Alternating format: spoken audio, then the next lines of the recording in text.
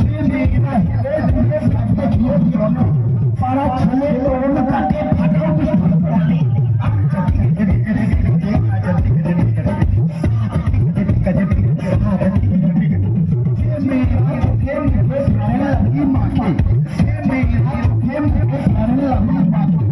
ওই মেয়ের এই ছেলের দিকে ঘুরে ফিরে দেখে